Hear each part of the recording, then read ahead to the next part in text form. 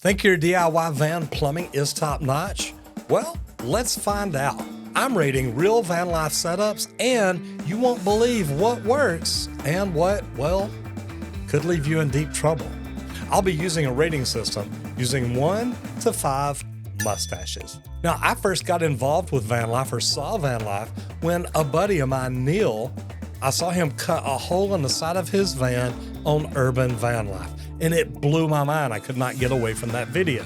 But then when we started seeing what people were doing with plumbing in the vans, it really got interesting. So let's jump in and let's see what's happening. All right, now the first one here is, I'm going to say A minor, ABBE minor, luxury Sprinter van, complete plumbing system.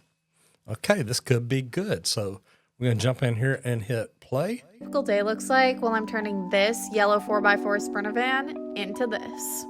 Well, it's going to look similar. All right, now that looks nice. For a couple of days, I've been working on plumbing. Yesterday, I was able to connect the water pump and the accumulator, but then I was held up from moving on because I didn't have the right fittings. Thankfully, my local hardware store did, so today I was able to get around to installing the water heater. I'm using PEX to plumb the whole system, which is really fun to work with actually, kind of like putting together a puzzle. It's important to make sure that both the water tank and water heater have overflow vents, so I drilled.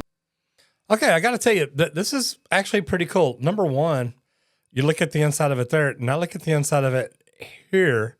Man, you've got a beautiful, looks like maybe a queen size bed right here, maybe twin size, overhead storage. Looks like there's a kitchen sink right here, a shower here. And that's like a walk-in shower. If you look at this, you've got a nice stand-up shower here. I see the toilet over here. I'm fine with that. You're making great use of your space. Overhead rain shower head, handheld right here. I'll tell you what, this part of it looks pretty good. She's using PEX. She's going through it the right way. She's using all PEX. She's cutting nice, neat straight lines. I love that she's using red and blue. I'll tell you what, guys, it looks like she's doing a pretty good job. I'd like to know what you think about it from what I've seen by this. But for Abby, you know what? 4 mustaches for efficiency. It looks good. It's sharp. It's tight. Looks very easy to use. Now, she mentioned she's got a pump, so there's no hand pumps or anything like that. Cost effective. She's going with PEX. It looks like she's got her stuff together there. The look is phenomenal. You look at that walk-in shower toilet and seeing that there's a kitchen sink type area there. Got to tell you, not too bad a job. Next, we're jumping in here to Nick and Drayshell. Let's see, we have a toilet here. Okay, now the only thing I don't like about the tank here, I can't tell. It looks like this line is just dropped down in here. I would want that sealed off just because you never know when a rat or something's going to get down in here and get down in it. So, I live in an ambulance. It's a budget build, and my plumbing system is completely manual, so let me show you how it works. Welcome to our kitchen. So under here, we have a 5-gallon freshwater tank. Okay, now the only thing I don't like about the tank here, I can't tell. It looks like this line is just dropped down in here. I would want that sealed off just because you never know when a rat or something's going to get down in here and get down in it. So, and it may be that it's sealed off. It just doesn't look like it from here. Behind it there. And all of this basically works just by this foot pump. So if I press on the foot pump, water comes out here. That's how our kitchen works. And then right next to it is my bathroom, which is a toilet. And this is also all manual. So you go to the bathroom and then under here is the holding tank. And then this is full. You take it out to a sandy dump or a dump station and dispose of it there. I really like the plumbing system we decided to go with. The only downside is that our sink water is room temperature. So in the winter, it's really cold, and in the summer, it's really hot, which I guess for a lot of people would be a pretty big downside, but it's been 2.5 years living in this thing, and honestly, I'm just used to it now. Okay, I got to tell you, number one, this is, again, it's very simplistic. So what they've done is everything is a pump system. I still don't like the way that it looks like that tank is open. If a mouse or something got down in there, you're not going to like that. But a very simple bathroom. You've got a toilet right there. The only thing I didn't see that I would be looking at for is a shower or anything like that. And guys, remember, this is 5 gallons. So this is what you use through your kitchen sink. You wash dishes with, you cook with it, you do whatever. And then next to it's the toilet. So 5 gallons of water, most of us at home, we couldn't do that. She's learned how to do that very well. So efficiency here is amazing. And she has a gray water tank where she is catching the water coming out of it that doesn't have food or anything like that. And she can use that to actually flush the toilet. Just, it's a manual system. So efficiency, it's probably very efficient. Simple to use. Well, you've got to pump it. You've got to do things. Cost effective. It's, all you've got is a 5-gallon tank there and it looks pretty good. But, going back to the simple of use or efficiency, not sealing off that water tank could lead to problems. And I know you've got to be able to pull that tank out and refill it and different things. But if she ever gets a mouse in there, she'll find a way to seal that off. How does it look? You know what? It's a sink and a toilet. It doesn't look bad. It's not as nice as we've seen in others.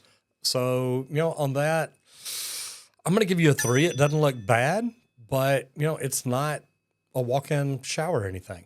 So, all right, we got Salty Van Ventures here. We're going to jump in and the water heater and then the shower. So I'll go through it piece by piece now, and explain to you everything you need I like to know. that. So I'm going to back up just a hair. I like this because it shows you your gray water reclamation. So this is water that has been captured from gray water fixtures. You've got your small water heater here, a handheld, well, maybe not handheld, a shower here. Unfortunately, it looks like these look like shark bite fittings. I'll check and see in a minute. Now it looks like he does have a storage tank, freshwater storage tank, filtration system, a pump and all that. So this one should be good. So let's jump in and check it out. I'll go through it piece by piece and explain to you everything you need to know. When you want to store water in your van, the best way to put it in is in large tanks. We've put ours underneath the floor to save a lot of space inside the van. Because we are based in Australia, we really... Okay, now I like that. He's taken these tanks and mounted them under the floor. So it doesn't take up any more space inside the tank. Now we've seen under the cabinets, we've seen different things like that. But I love this idea. Now, I love this. Okay, his filtration system to fill it, the air vent over here. I love the strainer. This keeps any sediment out of the diaphragm pump. This is a pretty good setup looking so far.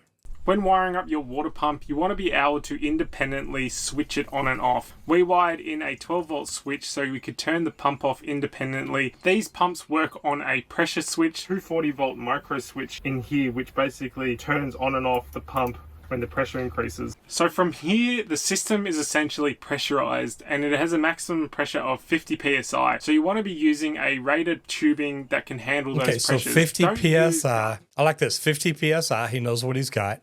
Now, a lot of home inspectors these days will tell you 40 to 80 psi on a house. He's running 50 psi in his van. So pretty cool. I use the Shark Bite PEX system, which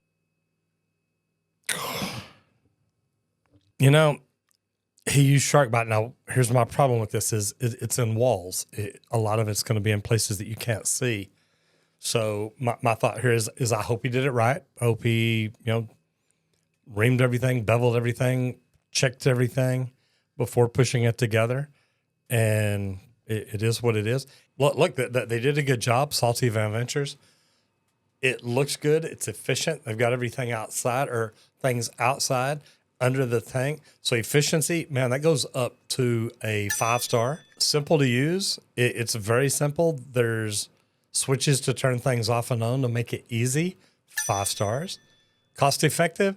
Man, to me, I'm only going to go 3 stars here. The only reason being is I would rather see PEX with crimp fittings or Uponor or things like that. I know you're going to spend a little bit more for the tool, but to me, you can go too cheap sometimes and it can cause problems later. Man, from what I can tell from here, it looks phenomenal. I think you guys did a great job. Okay, next we got our Thriving I've got Life. my water compartment. You can see I've got my freshwater tank. I've got a filter right here, my freshwater pump, and then I've got an accumulator which helps the pump not have to cycle quite as often. And then this line, so this line comes out of the bottom down there, you can see, comes up here, goes through the pump. Okay, now, I'm not sure where this guy is. I don't like the hose like this. I think that these days that if you're piping water like this, it should be PEX. It should be Uponor. It should be something similar. these are great for restaurants, for drain lines, for different things. I don't like them for potable water supplies like this. This one right here is the pressure release valve. And Pressure relief valve. Good thing to be. Now, the only thing I don't see is I would like a valve right here on the line going into the water heater. That way, if you need to work on that, you can kill that water pressure right there and not shut it off to everything else. You can see kind of the hole down there. I haven't filled it in yet. This is a drain right here. Got a way to drain it. Makes sense. You can freshen up your water. Braided nylon hose. See, I don't like the braided nylon hose. And so what a lot of people do is they'll like put some kind of mesh or something to keep bugs from crawling up in here. What I've done is I'm going to hook up, this is actually a filter strainer like is on your pump. And so I put a fitting on here, PEX fitting, and I'm just going to screw this in. And so it's in the direction, the water will only come this way. And so I'll be able to drain it out. I've got a strainer, I got a filter, and it's one way, so nothing can get up inside. And so I thought this is a really cool way. You went downhill quick there. This video is done by Our Thriving Life. And, you know, I mean, look, you're building stuff. I get it. It probably works. I would look at upgrading it to a more potable water system design. So for efficiencies, I mean, I'm like 2. Simple to use from what I can see. I didn't see your whole plumbing system. It's simple, but I would have rather had built like a hose connection outside the van where I can hook up a water hose, fill it up, disconnect it. I'm good to go. Our water system's finally done. DIY van build. And this is where we fill our tank. As we fill or empty It's time to crunch. You can see the levels that our tanks are at. Most of our water system's in our driver's side bench. Here you can see our freshwater tank, our pump and accumulator. These things help us get pressurized water in the van. In this magnetic door, we have our water heater that supplies hot water to our sink and shower. And here's our shower. We have a self-cleaning door and of course our shower head. Here's our sink. It's got a rotating faucet and of course you can extend it and point it at people. No. Underneath the sink, we have a water filter that filters out bacteria and other pathogens. This way we could drink the water. All of our wastewater drains to underneath the van. As you can see, here's where water enters the tank. To drain the tank, we have a manual release here, as well as a remote ball valve, which we can control on the inside of our solenoid valve. I love that. That way if you want to drain your tank while you're driving down the road. Okay, this is really pretty cool. I mean, there's a lot of things about it. You know, it's kind of tough to do because it's different than a lot of other things. Efficiency-wise, you know what? It looks like it's pretty efficient. Simple to use. The way you show it, it looks pretty cool. Looks like you've done good. Cost-effective, I'm not sure about cost. You did, I can't even see if you did PEX or what you used on it. Anyway, cost-effective, from what I see, it looks good. Nothing overly crazy. I do like the self-cleaning door. How does it look? I'm going to go 4 mustaches. It looks pretty good from what I can see. I'd like to see more of the system. Wild North Wanderer. Hi, my name's Larissa, and every week I'm bringing you tips and tricks on how to build your van. And this week, plumbing. You will need PEX piping, crimp rings, shark bite fittings, pipe fasteners, PEX pipe cutter, crimping tool, and pipe insulation. See, we've all got to go straight to the shark bite fittings. Acquire your water tank and then figure out the 3 holes that you're going to need for your intake, air vent, and your plumbing system. If you have one like mine, then you'll have an extra hole that you're going to need to plug. Get your water tank in place and then start building out your plumbing. Have a shutoff valve right at the beginning. See, I don't know if that's on the bottom is the way it looks like here. Like I do. From there, you're going to run it. But my thought is you put your water inlet valve on the bottom. I'd rather get my water outlet on top and have a drain on bottom in case you need to flush that tank. She talked about plugging the tank. And then into your water pump. Make sure that you have it facing the right way for the water intake. Okay, and I don't like the way that this is bent and curved down because now you're putting stress on this fitting. that will cause a shark bite fitting to leak. I've seen that before. Next, you're going to run it all the way through to your sink. As you can see here, I ran it under the floor because my sink is going to be on the other side, and this is the best way to run it through. Stay tuned for how to install it to your sink once I get there. So, you know, we've got a lot of different things here. From what I've seen, it looks okay. Simple to use. I didn't really see much usage other than how you ran it. I see things you could improve. I would prefer to upgrade to Pexarupanor. I've said that before. How does it look? You know, you covered things up. It looks pretty good from what I see. Boom, boom, boom. I'll go 3 there. Guys, plumbing a van is not easy to do. Again, I told you all about Neil at Urban Van Life earlier. First time I saw a video, he literally cut a freaking hole in the wall that blew my mind. But he installed a window and made it look amazing. So think about what you can do, how you can do. It's all about plumbing and the world that we live in. We've all got to have potable water coming in and sewer water going out. Make sure they don't cross connect and vent everything properly. Guys, this was fun to do. So check it out. Let me know what you think. And if you love this video, I think you'll definitely like that one. Hi, Roger.